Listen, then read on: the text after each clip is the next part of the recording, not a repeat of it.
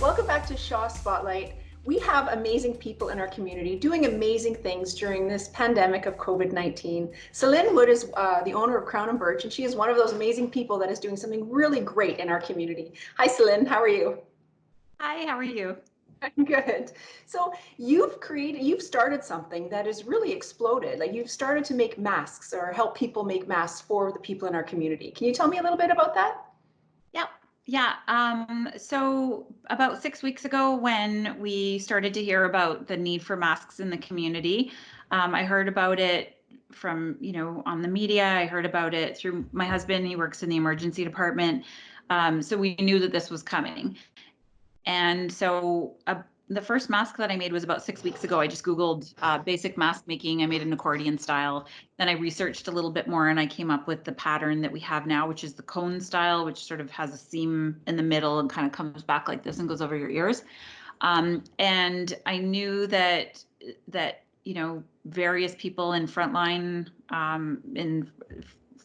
workers would be needing them. So I reached out to some of my friends and some of it was a lot of my husband's colleagues, partners and wives that came together, and we ended up working out of the basement of the Creative on Park Avenue, and we meet there and we cut and assemble kits, and we were able to get a whole bunch of volunteers pretty quickly. Within about a week and a half, we had almost 100 volunteers, and it Oh, keeps wow. growing. I knew that a lot of people wanted to sew and were sort of looking around for a way to, to like what pattern to use, what fabric should I make it out of. So we posted on our website on Crown and Birch. So people emailed us and they said, well, I can't sew, but I can cut, or I can't sew or cut, but can I help? What can I do? So we kind of came up with this system, and this is how the kit system started. So when you get a kit, you get a 2 meter piece of fabric and hair elastics, but they're the kind without the shiny glitter things that kind of can scratch the back of your ear. So you get the elastics to make, it's usually about 20 to 25 masks that come out of one kit. So you get a pattern, the fabric, the elastics, and we found mostly that pipe cleaner works best for the nose, for the wire across the nose. We had tried some different wire, and some of it, it was quite difficult to stitch. And a lot of these are, these aren't people that sew for a living. They're using maybe a borrowed sewing machine or one that they haven't used for 10 years, and their skills aren't top notch, but that doesn't matter because it's a pretty simple pattern, and we've really made the pattern pretty, it's pretty foolproof. And for those who just aren't able at all to sew, they can cut, or they can, drive. We have one of the lead volunteers that created a spreadsheet, and we have an intake process. So if you email us at info@Crown and Birch, we'll sort of start a dialogue about what would you like to do? How much time would you like to commit to this? We started doing frontline workers and, hospital staff and long-term care facilities and all these different areas. But then we started to get requests from, seniors sort of saying, like, I'm scared. I have to go to the grocery store. My husband has undergone cancer treatment and I can't find a mask anywhere, and we're like, okay, just come on by. And you've done an amazing thing. Like over 1,500 masks you've made and donated. Yeah.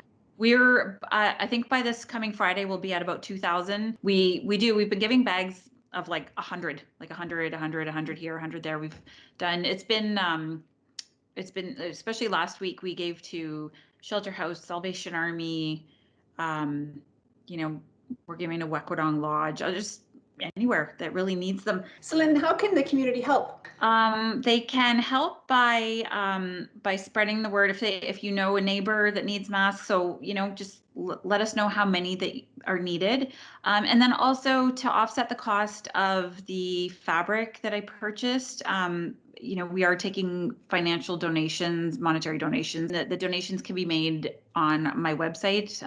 You just click on, we have it set up for different amounts. What's in the future for you with doing stuff for the community? So this has been, for me, a total blessing in disguise, because I started the website about almost a year ago. One of the pieces that's there is that I had always wanted a community service aspect, just to sort of, have this pay it forward concept of, people have done a lot of great and kind things for me, and I've always wanted to incorporate that as part of, if I was able to, as a service aspect of my business. And the silver lining of COVID was that this enabled me, this was the catalyst. It was like, okay, here we go. We're doing this part now.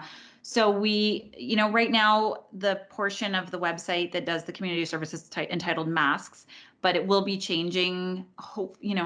Hopefully we don't always need masks, and we don't need to be, hopefully there's an end in sight, which I'm sure there is.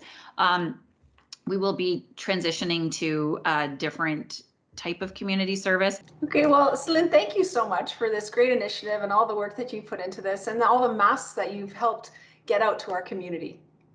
Thank you. I just want to say it's certainly not just me. I just was lucky enough to be at the right place at the right time. Stars lined up and I was able to facilitate this, but this has really been the work of a ton of people. I wish they could all be standing here with me right now and, high five everybody, because it's been, certainly wasn't something that I could have ever done myself. So I'm really grateful to them too. And I wanted to give them all a shout out. Perfect. And thanks so much for talking with us today. Thank you.